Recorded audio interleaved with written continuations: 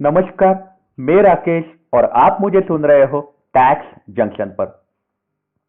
तो दोस्तों, जहां देश भर के बहुत सारे chartered accountant, CMA, tax professionals Gujarat high court से उम्मीद कर रहे थे कि गुजरात हाईकोर्ट हमें इनकम टैक्स की ड्यू डेट एक्सटेंड करके देने में मदद करेंगे, लेकिन गुजरात हाईकोर्ट ने आज अपना फैसला दे दिया है और उन्होंने ड्यू डेट एक्सटेंशन का फैसला जो है, डिसीजन जो है, वो सीबीडीटी के पक्ष में ले लिया है। मतलब ड्यू डेट एक्सटेंड नहीं करनी चाहिए, ये बात गुजरात हाईकोर्ट ने मान ली है।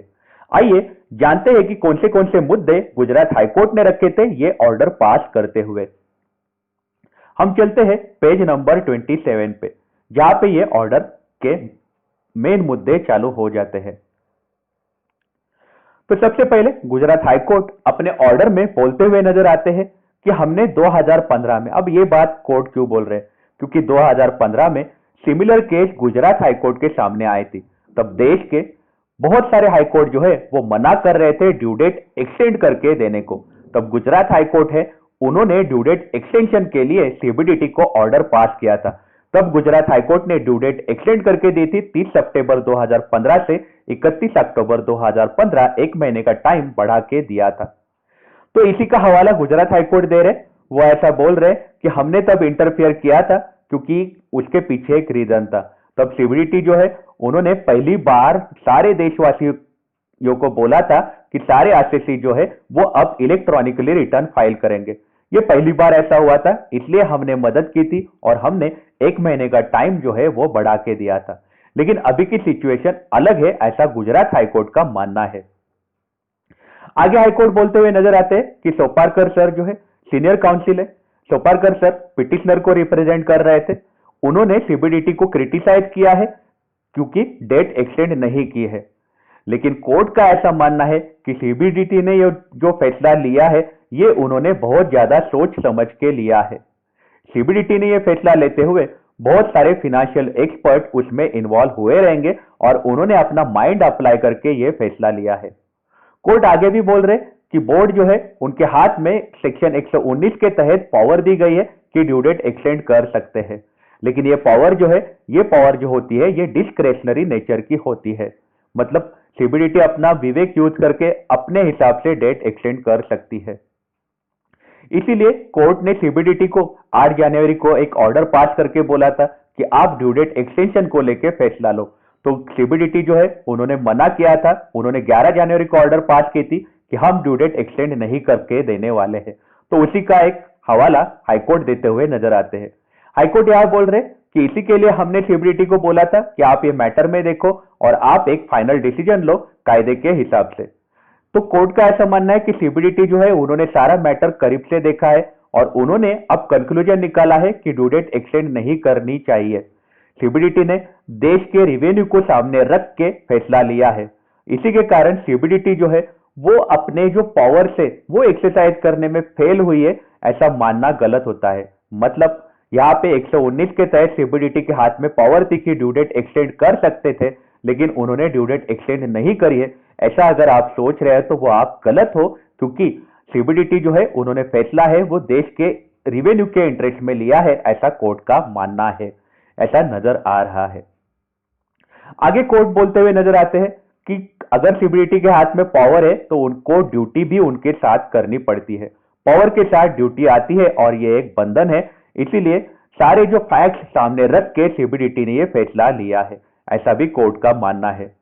तो आगे कोर्ट बोलते हुए नजर आते हैं कि सारे के सारे एस्पेक्ट कंसीडर करने के बाद बोर्ड ने एक फाइनल डिसीजन लिया है कि ड्यू डेट एक्सटेंड नहीं करने का। तो अब ये कोर्ट के लिए मुश्किल हो जाएगा कि हम कुछ ऑर्डर पास कर दें, मैंडेमस हम इशू करें कि आप ड्यू डेट एक्सटेंड करके दो, ये अब हमें मुश्किल हो जाएगा। हम ऐसा एजम्पशन नहीं रख सकते हैं कि देश भर के टैक्स पेयर और टैक्स प्रोफेशनल्स उन सबको तकलीफ हो रही है इसलिए आप ड्यू डेट एक्सटेंड करके दो। अब हम ये फैसला नहीं दे सकते, हम ऐसा मैंडेमस इशू नहीं कर सकते, क्योंकि हमारे सामने सीबीडीटी ने लेटेस्ट डेटा रखा है रेवेन्यू के रिलेटेड। अगर हमारे सामने रेवेन्यू का डेटा है, सीबीडीटी ने बहुत सारे डेटा कोर्ट के सामने रखा था जिसमें उन्होंने रिटर्न के उन्होंने क्वांटिटी वॉल्यूम भी बताई थी, कितने वॉल्यूम में रिटर्न फाइल हो रहे हैं, कैसे कैसे जा रहे हैं रिटर्न और कैसे कैसे रेवेन्यू गवर्नमेंट को आ सकता है, ऐसी उन्होंने बात बोली थी। तो आगे पॉइंट नंबर 49 पे हाईकोर्ट बोलते हुए नजर आते हैं कि ये ऐसा केस है कि जहां पे सीबीडीटी जो है उन्होंने अपनी जो पावर है 119 की वो एक्सरसाइज करने को मना किया है। सीबीडीटी इसमें फैसला नहीं लेना चाहता, ड्यू डेट एक्सटेंड नहीं करना चाहता, क्योंकि सीबीडीटी को ऐसा लग रहा है कि सेक्शन 119 में जो कंडीशन दिए हैं वो मेट नहीं हो रहे, इसलिए ड्यू डेट एक्सटेंड नहीं करना चाहते हैं। साथ ही साथ कोर्ट ऐसा बोलते हैं कि ये ऐसी केस है कि ये केस में रिवेन्यू जो है इसी के कारण हार्डशिप हो जाएगी, और रिलीवेंट पॉइंट ऑफ टाइम पे सीबीडीटी ने रिवेन्यू की हार्डशिप हो जाएगी ऐसा सोच के 3 बार ड्यू डेट एक्सटेंड कर दिया था। तो सीबीडीटी ने अपनी तरफ से सारी केयर ली थी, ऐसा कोर्ट का मानना है। बोर्ड को ऐसा लग रहा है कि देश के इंटरेस्ट ऑफ रिवेन्यू को सामने रखते हुए ड्यू डेट जो है अब एक्सटेंड नहीं करनी चाहिए। कोर्ट ने आगे बोला है कि सीबीडीटी के सामने रिवेन्यू के बहुत सारे इंपॉर्टेंट मुद्दे हैं, इसी के कारण उन्होंने ये डिसीजन लिया है, ऐसा भी कोर्ट ने बोला है। कोर्ट ने आगे भी बोला है कि हम अगर इंटरफेयर करेंगे ऐसे पॉइंट पे कि जो मैटर जो है देश के रिवेन्यू को है, तो हम इसके कारण देश भर में बहुत ज्यादा बड़े बड़े इंप्लीकेशंस हो सकते हैं। मतलब रिवेन्यू के बहुत बड़े इंप्लीकेशंस हो सकते हैं, ऐसा कोर्ट का मानना है। कोर्ट को ऐसा लग रहा है कि सीबीडीटी ने थॉरो स्टडी किया है, उन्होंने रिवेन्यू का अंदाजा लगा दिया है, अगर हम डिसीजन देंगे तो देश के रिवेन्यू पे इंपैक्ट गिर सकता है, बहुत बड़े इंप्लीकेशंस हो सकते हैं, ऐसा कोर्ट का मानना है।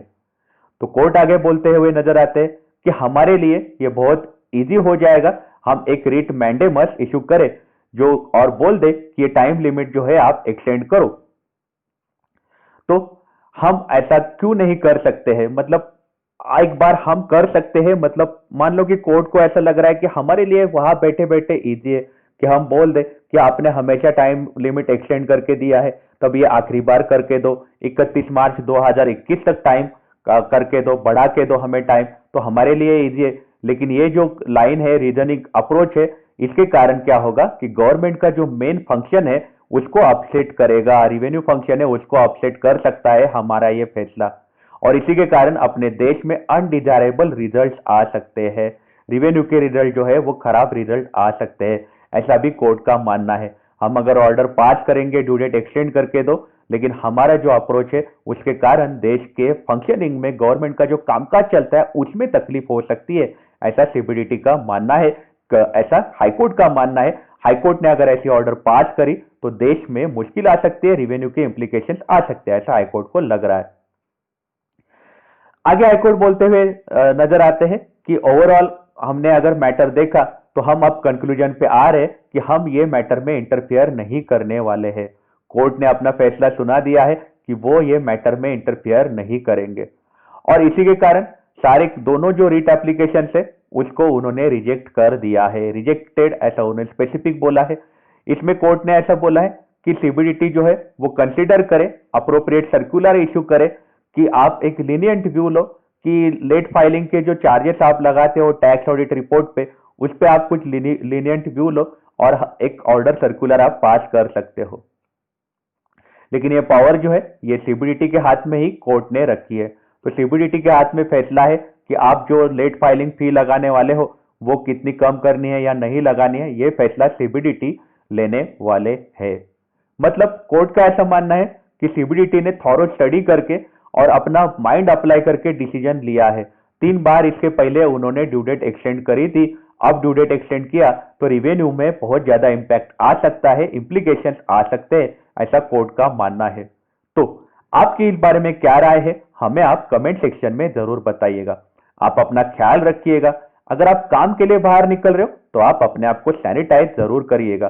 Take care, have a nice day.